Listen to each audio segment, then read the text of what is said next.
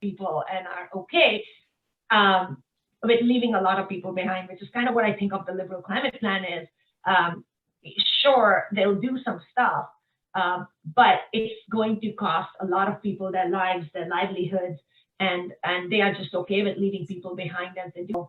And to me, this is very important because I grew up in the Indian Himalayas, and even in the 80s and 90s, I was seeing the impact of climate change. I was seeing how it affects marginalized people, the poorest nations, and in the richer nations like ours, it affects indigenous communities and the marginalized and the poor. I mean, we saw in the heat dome who paid the price. It was the poor people, it was the elders, it was people who don't have the resources to adapt to climate change.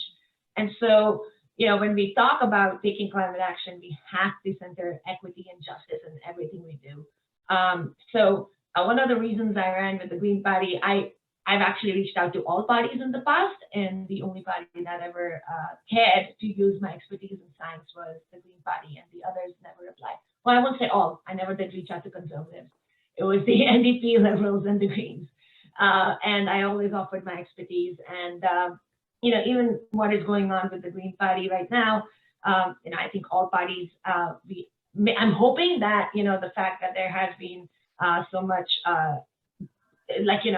stuff that's going on that's been brought into the limelight, like racism and all of the systemic racism. It's not just the Greens that suffer from it. It's the NDP, Liberals, Conservatives, everyone suffers from it. Canada as a whole, there's systemic racism. And so I'm hoping that other parties can start to look inwards to using this as a way that, if you don't deal with these issues, they will come out into the light and could destroy you. So I'm really hoping this can begin a movement across political parties, across Canada in general, to, deal with these issues. And I think, for me, I don't care about partisan politics, which is in a way I ran Green because I feel I'm an independent running, I'm an independent voice. I don't get whipped, except I have the backing of a party somewhat because we don't have money much, but at least there's some volunteers and all that you can get. So for me, I think, if we really want to take climate action, especially once we win, we, as in anybody in political office, we really have to forget what party we belong to, and it has to be working for your constituents first and foremost. It's this partisan politics. Where has that gotten us? Anything the conservatives do, the liberals will go down. Things liberals do, conservatives and NDP will go down. Things NDP do, liberals and conservatives will go down. That is not working for everybody. That's only working for your members. And I think we really need to move past that. I really wish there was a way, if we get elected, like everybody has to forget party and now you just represent your constituency in the parliament and legislature, because truly that's the only way I see. But I do hope there will be more collaboration going forward. And, that's just my opinions. I don't want to take too long because I do have to leave at 7, but I do want to use my 15 to 20 minutes if somebody had some direct questions for me to answer that before I left, because I feel that would be a better use of time. Otherwise I could just go on about what I believe in, but I want to answer questions about what is it that you want me to answer or talk to me about. Awesome. Well, I guess we can open the floor to questions. You have, I would say, about 5 to 10 more minutes to answer questions. If people would like to ask, you can ask either in the chat or by raising your hand physically on the screen or by clicking the reactions button, and there's a little hand there. So. And even after I leave, Dr. Farouk Chishti will be joining. He is a fellow climate scientist. He's at UBC, person of color, and he also ran with the Green Party in this election. So if you want anything partisan or party related, he would be able to answer that as well. If you want climate science, he definitely can answer that, which is why I thought he would be a great person to take over from me. I saw a question. Awesome. Well, yeah, I see a question in the chat. So Steph says, do you see capitalism solving climate change? I would say no, because capitalism is a result of colonialism, and that's kind of what capitalism, colonialism, I can't even say the word right anymore, the issue of climate change. And so but does that mean we have to get rid of capitalism fully? No, look at the European countries. They have capitalism, but I do not believe in unchecked capitalism, which is where we are in Canada, where everything is for the sake of profits over people, profits over planet. And that is not okay. Capitalism has a place, but it has a place, it has to stay in check. It has no place in politics. It has no place in welfare for people. It has a place where, so you definitely need a bit more regulation. Personally, that's how I feel. Awesome. If I could just say, guys, can you guys mute yourselves when you're not speaking? We're getting a lot of interference. I see Gary and Nathan are both unmuted, so if you guys could mute, or Dean, if you could mute folks who aren't muted themselves. Okay, so the next question we've got is from Anne, and Anne asks, I'm wondering if you see a way outside of electoral politics to deal with climate justice. Yeah, and so, like the kind of work I'm doing, I recently started a new project with the Environmental Defense Fund. I've been working with a lot of these NGOs. There are a lot of organizations doing some good work. Sadly, I think where we are in the climate emergency right now, and given that, the bulk of emissions, the 70% of the emissions have been, is like related to industry and fossil fuel, the only way to regulate that would be through policy. But that also means that we can, so there is a way, like, we work through policy, but like I was saying, first thing we need to do is remove the lobbyists, remove that control of these corporations that, they have on government, because otherwise they are just caring about who's going to fund my next election campaign. And I think, it's sad. I think the way to change that is, I see somebody else saying, how do you say partisan politics hasn't gotten, how can we change that? And to me, that is getting people, young people like us who care, to run, like I say, pick the party that you truly do believe in, and then stand up for your, like, don't get whipped into if you don't believe in something. Stand up for it and create a racket and get other people in your party on your side, because if enough of you stand up, the party is not going to lose all it, like half its MPs, right? So there is a way to create change. You can work from within, you can work from outside, and you can be the person in office, either pushing your elected representative or being that elected representative to cross that thing and say, we have to work with other parties. Let's work together because we need to solve this. I think the old guard of politics, which is sitting in parliament and once again is elected, is not the one that's going to help us. I was rooting for Anjali and Granville. I was rooting for so many others across party lines. Just because I'm a Green doesn't mean that I only care about Green MPs. No, I care about, I tell people, vote locally, vote for your candidate, forget what party they belong to, vote for who you truly believe in, who you think, because at the end, they are your representative in parliament. And when you vote like that and you meet with these people and you believe in them and you can force them to get your work done, that's how we move away from this partisan politics once we get elected. And that's truly what I believe in, and that's what I was pushing for, which is what I tell people once elected, I don't work for like the 20-30% in the riding that vote for me. It's for the majority of people, and we can do that, and so I would say we have to push our representatives, because that's where the change is going to happen. Absolutely. Okay, so I'm going to read 2 more questions, and then the remaining questions can be read to Dr. Christie when he arrives, because that will probably bring us to the end of our time slot. So the next question is from Penny, and Penny says, if you say partisan politics hasn't gotten us anywhere, how else can we get change to happen? Politics handle the money and make the decisions, so they are the entities we must address.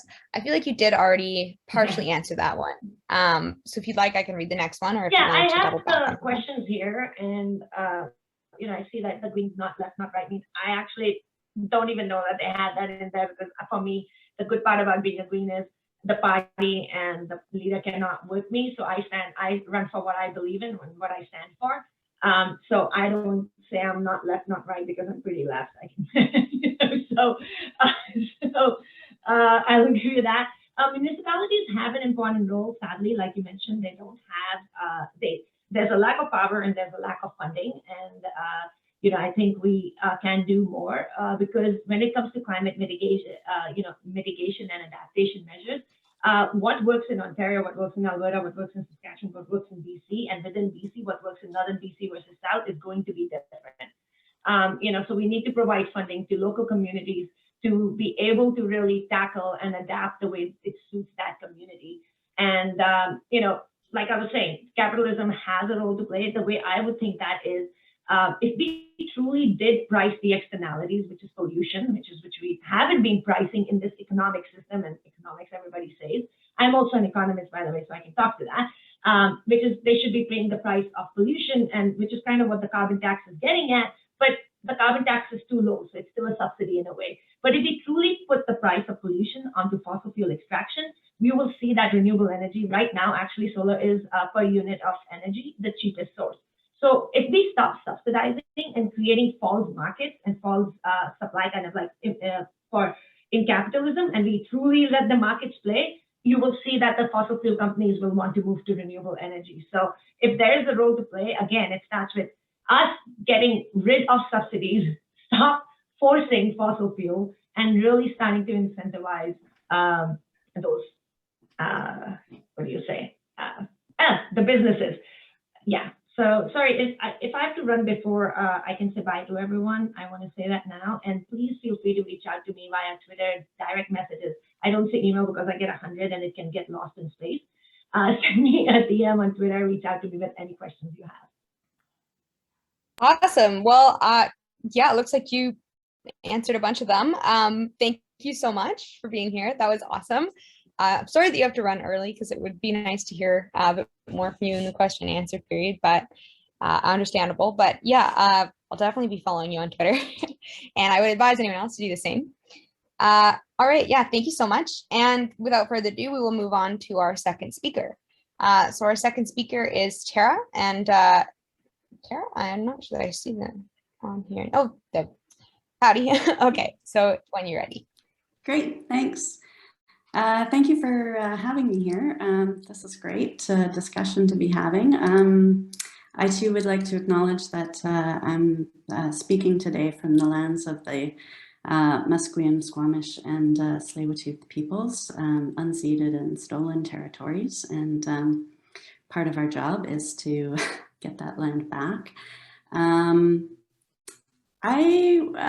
Today's focus, I understand, was on the election, but I'm hoping it's all right if I will certainly talk about that, but deviate a little bit because I'll just start by saying that, the question that came up already was, can capitalism solve the climate crisis?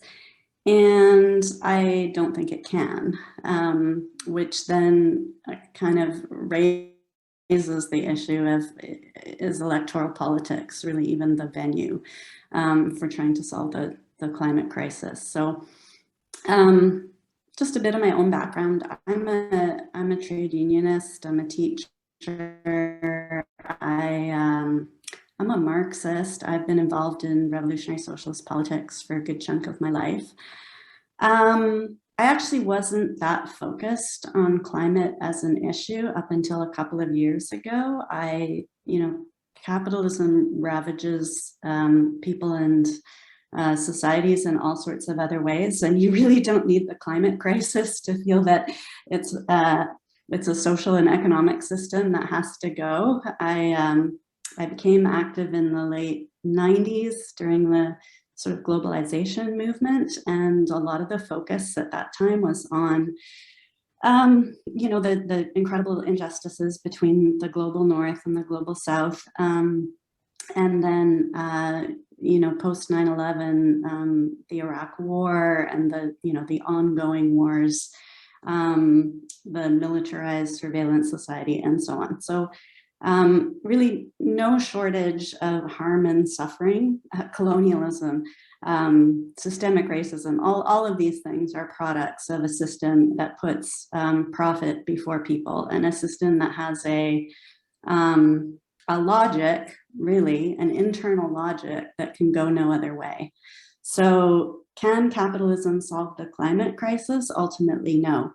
Will it attempt to adapt and modify in some form? Perhaps, although to be perfectly honest, this does seem to be a crisis so fantastically massive that it's not impossible that that really this is going to be an undoing, perhaps, perhaps in a positive revolutionary manner where we look at different ways of organizing society, but there's definitely the possibility of barbarism as well, right, on an intense scale that we've, never, never seen before. And of course, that's saying something after the barbarism of the 20th century and the last several decades.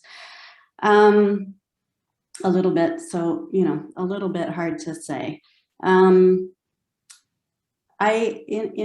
guess it was the IPCC report, the kind of the one that I think jarred a lot of people, that got me to start focusing on climate as an issue. And I guess I see it, there's a sense of urgency that's definitely motivating in terms of focusing on climate, but it's also something, if you've been active doing anti-capitalist work for some period of time, it has the potential, I think, to be an issue that attracts people and gets people to really think in a more systemic way about what some of the problems are. And you can see that in, slogans like system change, not climate change, right? That it really raises the question of, does the system of social relations that we currently live on, is that even, is that even the right thing? The urgency is the other piece, and it's fantastically urgent. So I got involved around that time. That was around the time that the student strike started, and that was very inspiring. And I'll say that I'm very much a person who kind of, I try very seriously to let the movements and the activism and the practice inform, strategically what should be the next thing that is to be done. I was very excited by the student, the global student strikes, and I actually thought at the time, I'm always thinking of ways to connect the trade union movement to other social movements, and I sort of thought at the time, wow, this is incredible. Like, clearly, in terms of the level of power that we're going to need to confront the fossil fuel industry, workers are absolutely critical. I mean, it's a job that can't be done without the working class movement. But students could be the spark that really pull workers into that movement. And there was that first year of the climate strikes, there actually were a couple of unions in Europe that did join and and did even take job action. There was a successful vote at the TUC in the UK, the Trade Union Congress, for 30-minute job action coordinated with students.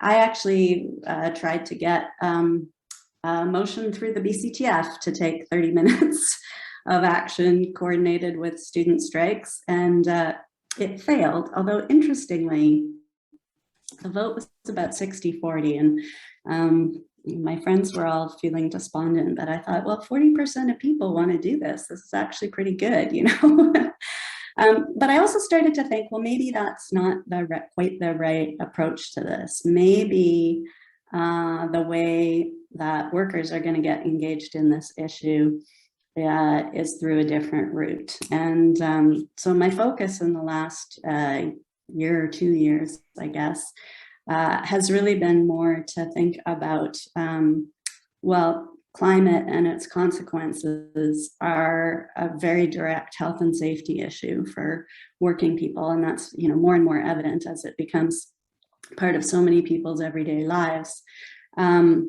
If folks are nervous about taking an illegal strike to support students, maybe they'll feel more comfortable actually trying to bargain, climate demands for themselves and go on strike in a legal strike position. And maybe this is the way to kind of spark the issue. So I've been working kind of on that front for a couple of years, and we'll see how that goes. I think there's some inspiring examples. If folks are not familiar, there's a group called Climate Jobs New York, which is about 12 unions, I guess, in New York State, who got together and organized after Hurricane Sandy because the devastation was so fantastic, and their membership was just like, you know, we can't do this over and over, something has to change. And they, you know, they started to get serious in terms of coordinated bargaining demands that were substantive, right? I mean, probably not still what we need in terms of solving the crisis, but substantive in the way that perhaps the Green Party platform was substantive. So, you know, switching to renewables. I think they wanted 30% renewables by 2025, putting a mass rail system into New York State to get people, you know, to really start to address the transportation issue, all their schools solar powered, those kind of things. So, you know, not like what trade unions have done, let's have an environment committee, but really significant and substantive changes. So I kind of see that as a bit of a model, maybe, of how the labor movement can start to engage in this issue. Now, how does that relate to electoral politics? Well, you know, electoral politics isn't irrelevant, I think, as well, because for most people, that's, you know, they still have illusions in the system that we have and think that actually that's the route to solving the climate crisis. And so it's always important to meet people where they're at and think, well, how are we going to move people from sort of that position to something else? And I see briefly in the chat, someone mentioned the Green New Deal. I think this is really important, that platforms have been developed and articulated that describe a just transition. And, you know, Dr. Singh mentioned this already, but, you know, those have to include, obviously, the justice piece and climate justice, right? So looking at, you know, job transitions for workers, looking at inequality, looking at racial justice, gender justice, and so on. I think those all have to be part of what a Green New Deal is.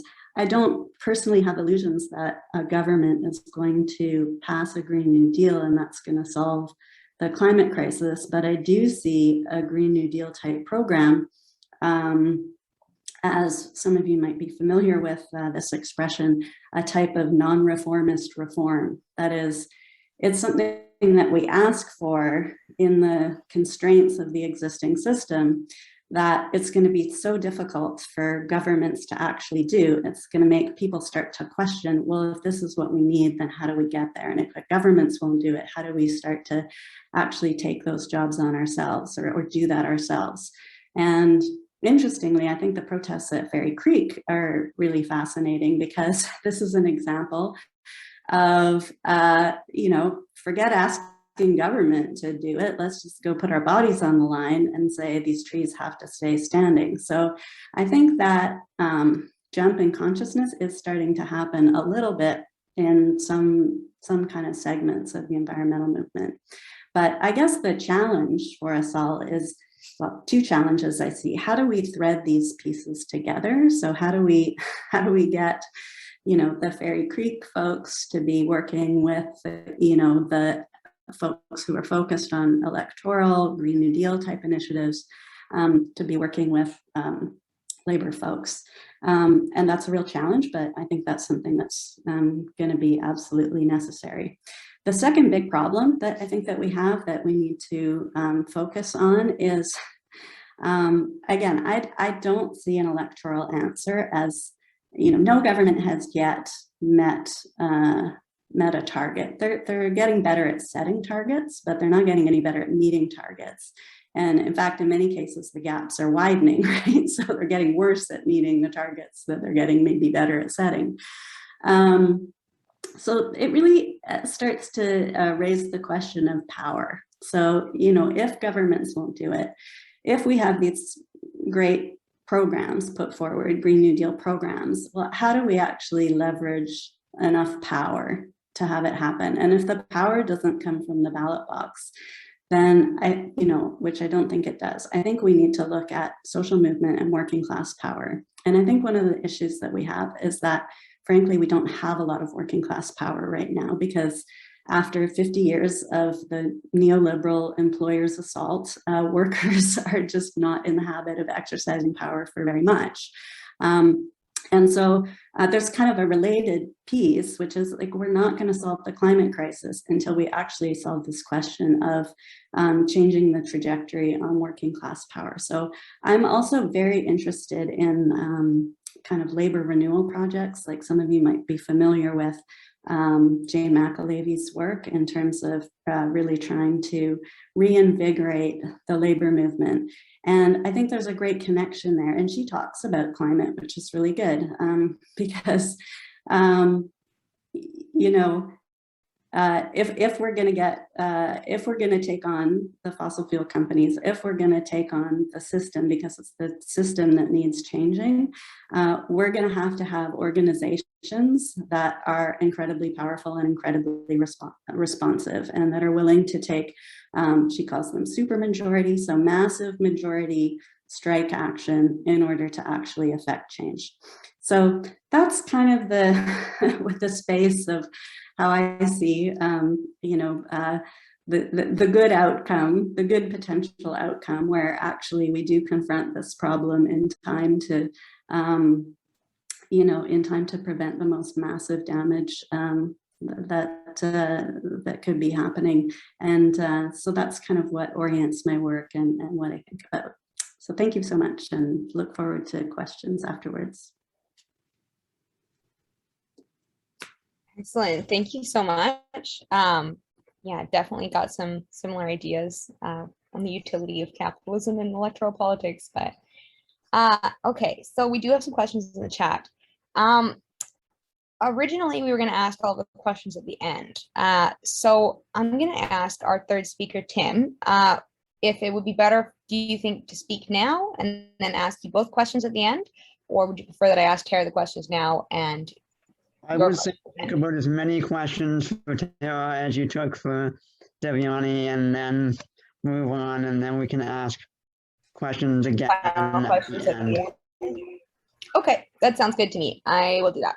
All right, so we do have a few questions for Tara in the chat. The first one is from Mark, and it's how can we convince skeptical union members to buy into the just transition component of the Green New Deal?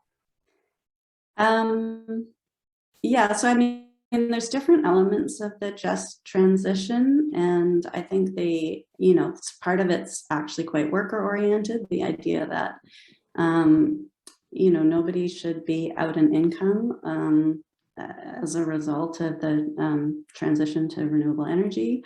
And I think workers pretty much buy into that. I don't think there's big controversy on that.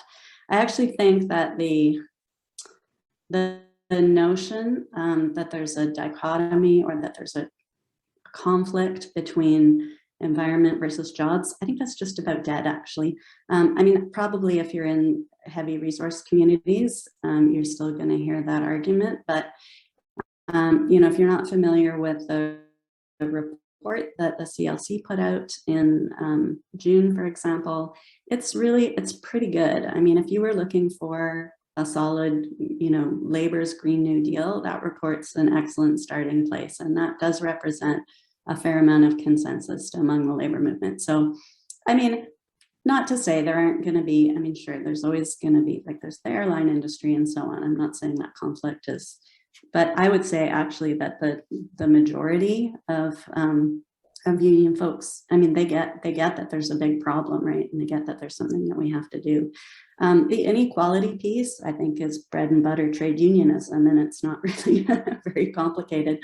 And interestingly, you know, the components of a just transition that relate to systemic racism, gender equality, and so on, unions are actually, you know, not in a bad spot right now in terms of trying to address a lot of these issues. You know, I think just like the social movements, there's some questions around the degree to which they understand them materially versus just as a set of bad ideas. But you know, many trade unions are doing actually a lot of work on that front. So Yeah, so I guess I don't see, what I see is not so much convincing trade unionists there's a problem, it's convincing them of the action that they need to take to solve the problem, I guess. So I'm just having a look for the next question. Do we have any more questions for Tara? Because I don't see, oh, I see one from Gary.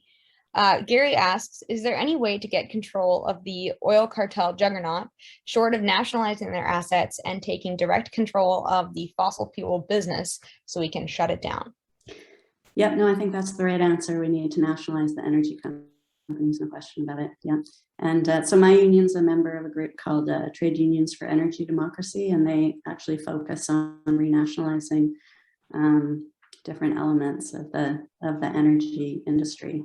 Yeah, and I think interestingly, I kind of wanted to raise this, I'll just bring it up now earlier, but you know, how does capitalism respond? Like, it was interesting, you mentioned the price of solar, and you know, I think there is going to be a segment of the ruling class that actually understands, well, it's in our interest to actually resolve this problem. And I think that there will be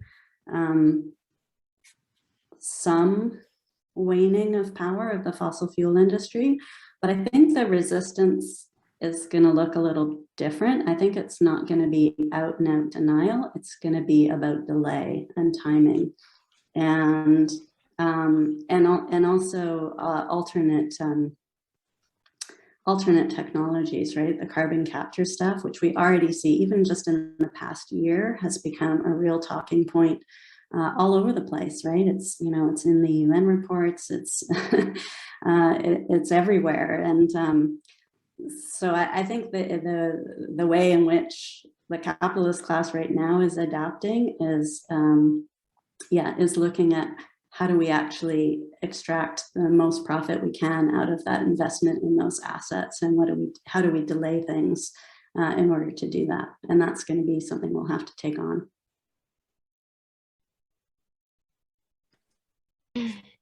Well, seeing no more questions in the chat, I'm going to ask,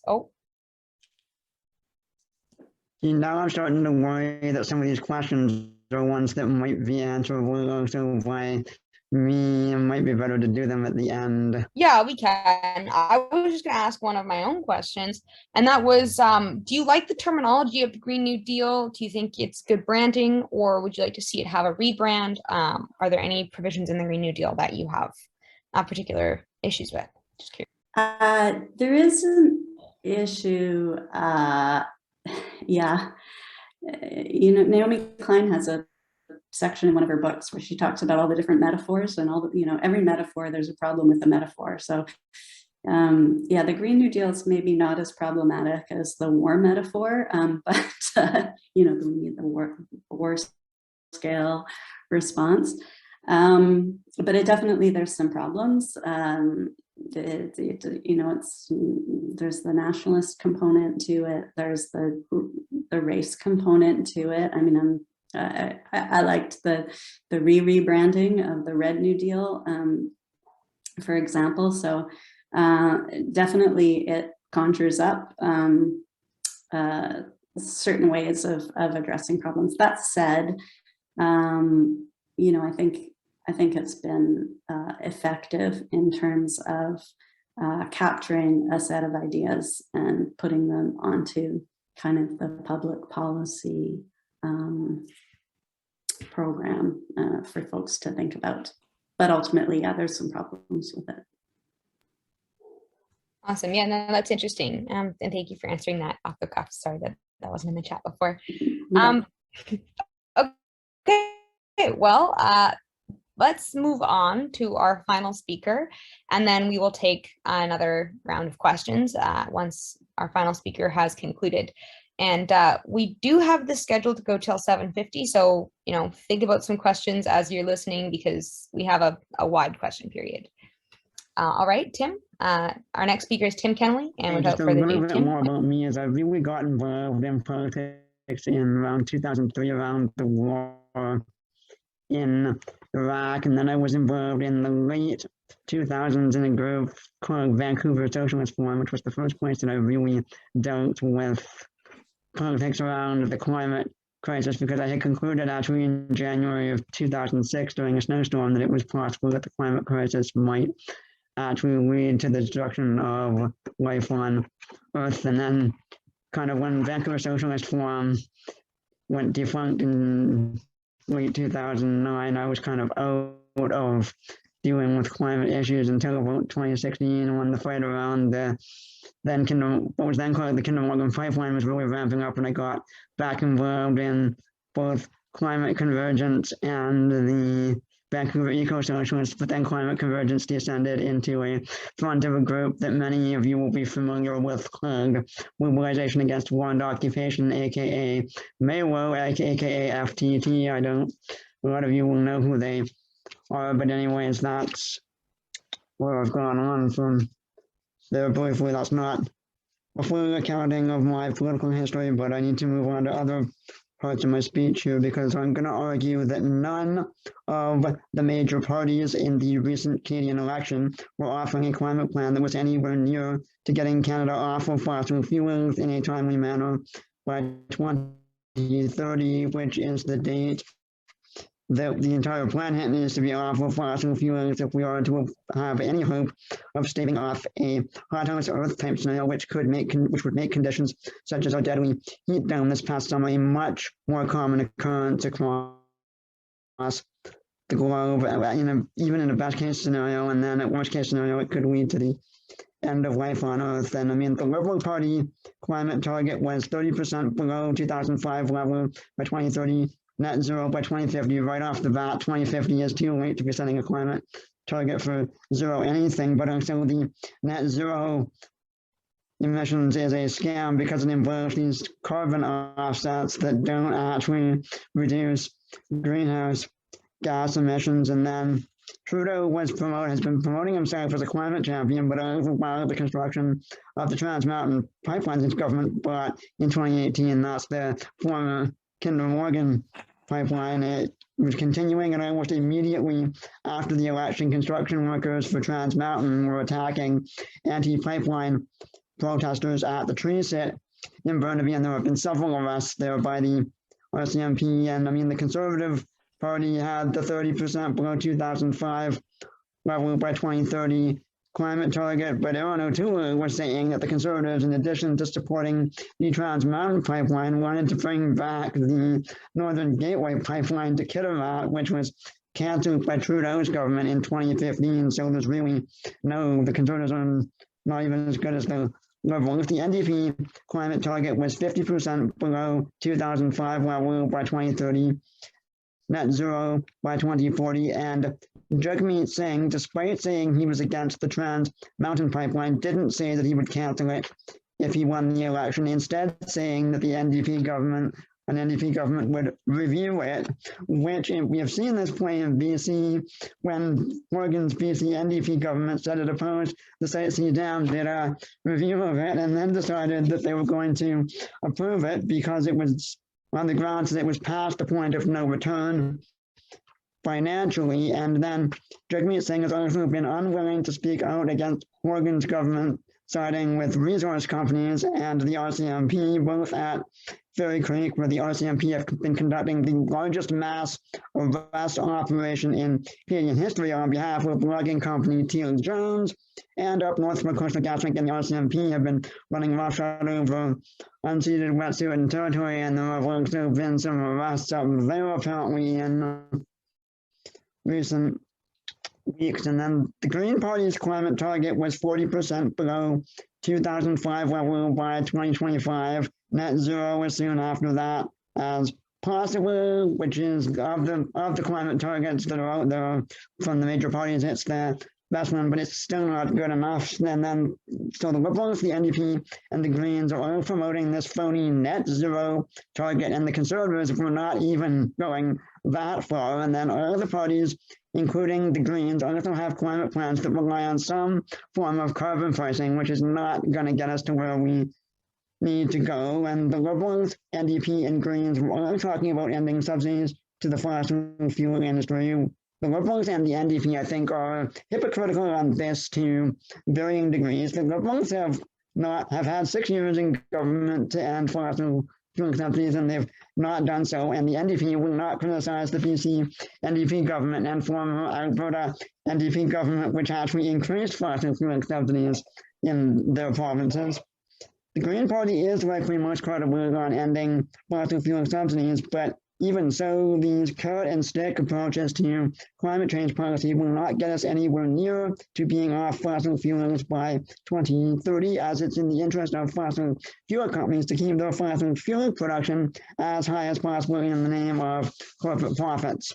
Now, many of the Green left call for electing climate champions, which generally means NDP or Green MPs who will advocate for what is needed, even if their party's climate plans are lacking. And I see some value in doing this, particularly in winnable ridings. For example, the most recent election, Andrew Appadura, who ran in Vancouver Granville, only lost by 434 votes. So it's feasible that she could have been elected, but because elections are all about getting the best possible person elected from those parties that are on the ballot in any given riding. But having said that, I believe that this cannot be the end point of a climate strategy for a couple of reasons. When it comes to the NDP, party discipline in the NDP means that climate champions that go beyond the NDP, what the NDP calls, will have a very limited voice in Parliament. And while they have a bit more of a voice outside of Parliament, they can't really criticize the BC NDP government without facing consequences from the party higher ups. And then when it comes to the Green Party, the two elected MPs are far to the right of what is needed. Annie Plummer has resigned as the Green leader, which makes the Green Party a contested space at the moment, though we have yet to see what caliber of leadership candidates will emerge, because their leadership contest really has not gotten underway yet. And then even most climate champions don't even come close to advocating what is needed, even if they are better than their party leaders. So then the question gets raised, what does a socialist climate plan look like? And many eco-socialists, as Tara was talking about, are calling for a Green New Deal. And while I'm not opposed to this framing, and there are some good ideas under that framing, but I also recognize that the two actual legislative proposals under the banner of a Green New Deal in Canada and the US, the one was the AOC Ed Markey one in the United States, and then Peter Julian's one here in Canada. Neither of them are talking about fossil fuels. They're only talking about reducing greenhouse gas emissions and using carrot and stick incentive type approaches to get people to reduce greenhouse gas emissions. So that's not going to get us to where we need to go. So an actual socialist climate plan involves a substantially nationalized economy with centralized planning that takes economic power away from the capitalist class and have been the main impediment to actually dealing with the climate crisis due to their need for endless growth in order to survive as a class. And now, 2 caveats before I go any further is that I'm an anti-utopian socialist, meaning that I don't think we can just overthrow the government, take power, and then do whatever we want. I'm also a believer that you can't have socialism in one country or decarbonization in one country. I believe that our eco-socialism needs to be internationalist in scope, because globalization and the rise of the internet, particularly, and other advanced communication technologies, as well as the global nature of the climate crisis, are making nationalistic approach less than feasible, if it ever really was as such. And with that in mind, here are a few key measures that an eco-socialist Canadian government would need to implement to get Canada off of fossil fuels. We would need to obviously nationalize the fossil fuel industry and wind it down, and prioritize good paying jobs, public sector jobs for workers in the fossil fuel industry, which means substantial government intervention in places like Alberta to build an economy that does not yet exist. We would need to nationalize our private sector transportation industries like railways, trucking, shipping, air travel, and move them off of fossil fuels. Airline industry may need to be shut down if we can't find zero emission solutions to make them go. And we'll need to nationalize the auto industry and switch immediately immediately or as immediately as possible to zero emission vehicles and zero emission public transit vehicles. We need to get public transit off of fossil fuels and massively expand public transit infrastructure, which will include expanded rapid transit bus service and rapid transit and bus service in urban areas, high-speed intercity rail to a greater extent than anyone is currently calling for, and intercity bus service, now almost non-existent in Canada outside of some limited services here and there. We need heavily subsidized zero-emissions vehicles to ensure that everyone who will need to drive a car, Canada is, after all, a very large country, will be able to do so once fossil fuel production ends. And we need to transition off of home heating, off of gas onto electric heating, but with the cost of electric heating being about double the cost of gas, we need to substantially reduce the cost of electricity so we don't impose energy poverty on low-income individuals, which means rejecting the paradigm of high-cost electricity as a means to reduce demand. And we also need to recognize that substantial amount of global heating has already been baked into the climate system due to feedback loops in the climate system that started to appear in 2015, 2016, and we need to develop plans to deal with what that looked like, which such as the fact that everyone in Richmond will eventually have to move when it inevitably floods due to baked-in sea level rise and things like this that we're just not talking about. And then we'll need to get Canada out of corporate trade deals that it has with various other countries because they give foreign corporations the ability to sue the Canadian government for lost revenues, and under which Canada cannot implement any of this type of program. And we also have to address the inequality issue, because if people are struggling to put, a roof over their head and food on their table, they can't focus on things like the climate crisis. And then getting back to my earlier point about anti-utopianism, obviously we're not in a position to implement any of these measures or anything else anytime soon, and there doesn't appear to be any prospect of political leaders on the horizon who would implement such a plan. And even if we did elect the government committed to this type of environmental plan, it would likely face opposition from an obstructionist Senate, a largely status quo government bureaucracy, and the capitalist corporations themselves, who would not go quietly. All of which means that a general strike and mass civil disobedience on a level not before seen in this country would be needed to upend the status quo and those that support it, including political parties. We're not there yet, but as the climate crisis worsens, we need to hold out hope that we can get there. And then I want to come back to the point about internationalism, is that we either get the entire planet off of fossil fuels, or we wind up in a hot house Earth situation with all of the problems that entails, and the risk that life on Earth will not continue, and which means that we need as many people as possible on the planet to raise their voices on this issue. We need more politicians like former Venezuelan President Hugo Chavez, who went to the UN. When you're done with the cans.